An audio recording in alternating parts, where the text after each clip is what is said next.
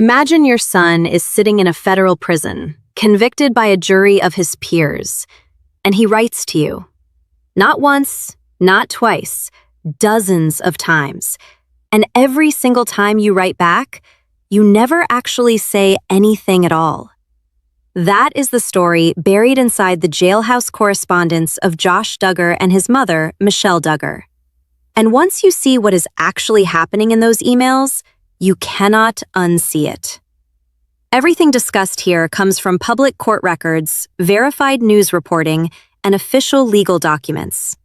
These emails were obtained through legal proceedings and have been widely reported by credentialed journalists. So let's set the stage quickly, because some of you may be new to this story. Josh Duggar was the oldest child of Jim Bob and Michelle Duggar, the couple who built a reality television empire around their enormous family and their strict religious lifestyle. For years, TLC aired 19 Kids and Counting, and the Duggar family became genuinely famous for their wholesome, God-centered image.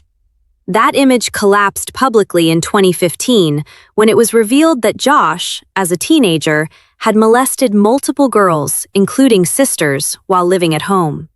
The family had handled it internally. No law enforcement, no professional intervention, just quiet, private discipline.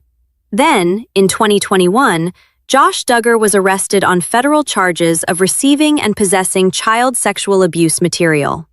In December 2021, a federal jury found him guilty on both counts.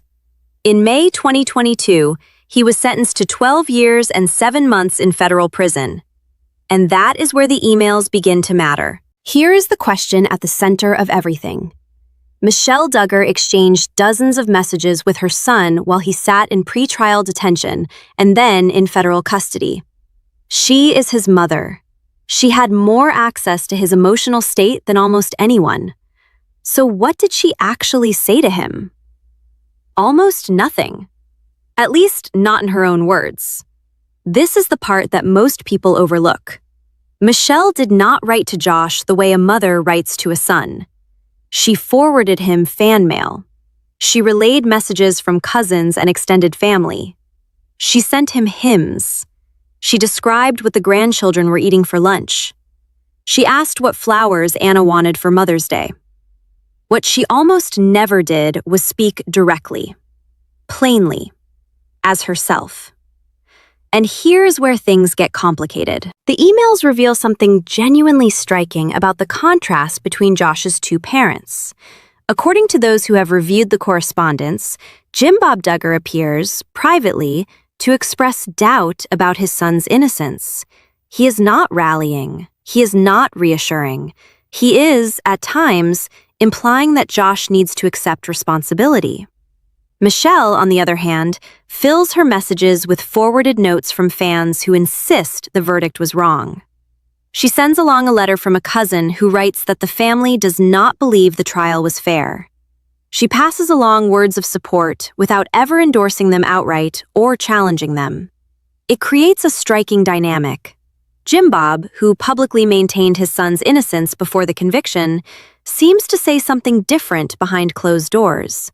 And Michelle, whose role in this family has always been softer and more devotional, constructs a protective emotional bubble around Josh, using other people's voices instead of her own. One letter she forwarded came from a fan who wrote that she had been correcting people on Facebook who criticized the family and who described the charges as something Josh had been sabotaged into facing. Josh's response was warm and grateful. And that tells you something important about the function these forwarded messages were serving. They were not random. They were curated. Michelle was not sending Josh the angry letters or the criticism. She was sending him the letters that said he was loved and believed and prayed over. Whether she believed those things herself, she never quite said. Now pause here for a moment, because the appeal matters. After sentencing, Josh wrote to Michelle that the appeal was not a long shot. He described real legal issues at stake.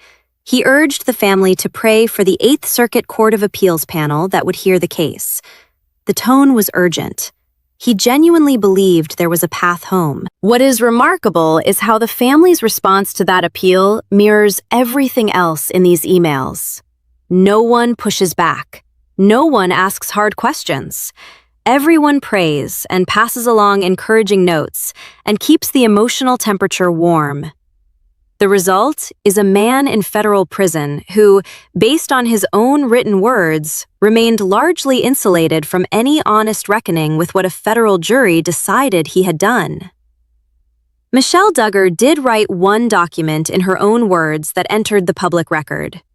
She submitted a letter to the sentencing judge on Josh's behalf, asking for leniency. She described him as compassionate, hardworking, generous with a widow in financial need, and a devoted father who hiked and camped and built things with his children. Notably, Jim Bob Duggar did not submit a letter. He organized others to write. He apparently helped coordinate a campaign of support letters from community figures, neighbors, and associates. But he wrote nothing himself and signed nothing himself. The mother wrote, the father orchestrated, without leaving his own fingerprints.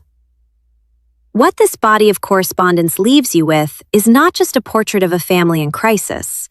It is a portrait of a communication system so thoroughly built around deflection that the people inside it have genuinely lost the ability to say a hard thing plainly. Michelle Duggar is not a monster in these emails.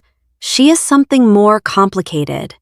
She is a woman who spent decades inside a framework that trained her to submit, to endure, to redirect every difficult feeling upward toward God and outward into Scripture.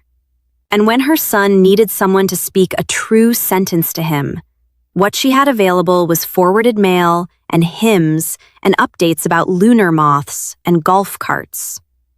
Whether that is failure or tragedy probably depends on what you already believe about how this family was built. What is not debatable is this. A federal jury heard the evidence. The court record is public. And somewhere in a federal facility, a man is serving more than 12 years while his mother's letters describe what the grandchildren had for lunch. That is the story. Make of it what you will.